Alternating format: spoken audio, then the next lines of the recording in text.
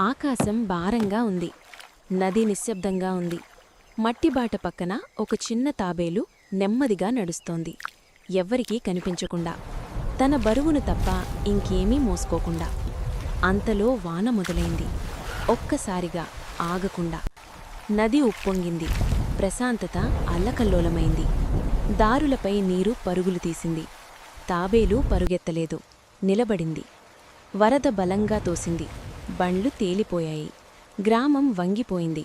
అయినా తాబేలు ముందుకు సాగింది. వేగంగా కాదు, భయం లేకుండా కాదు, కేవలం ధైర్యంతో.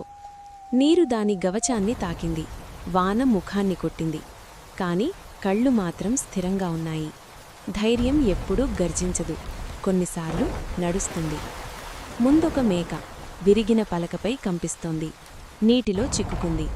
తాబేలు అక్కడికి చేరి ఆగింది. తన గవచాన్ని ఆధారంగా మార్చింది. మేక దానిమీద అడుగుపెట్టింది.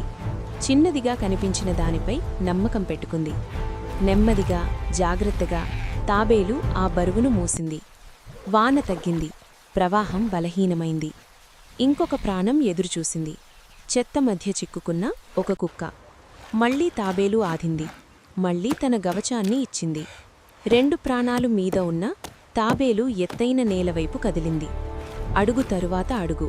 తొందరలేదు, వెనకడుగు లేదు. చివరికి ఎండిన నేల, నీరు వెనక్కి తగ్గింది. మేక, కుక్క కిందకి దిగాయి. ఊపిరి పీల్చుకున్నాయి. మేఘాల మధ్య నుంచి సూర్యకిరణాలు వచ్చేటప్పుడు తాబేలు ఒంటరిగా నిలబడింది. ఎందుకంటే వేగం ప్రభావానికి సమానం కాదు. ఇలాంటి మంచి కథల కోసం సబ్స్క్రైబ్ చేయండి.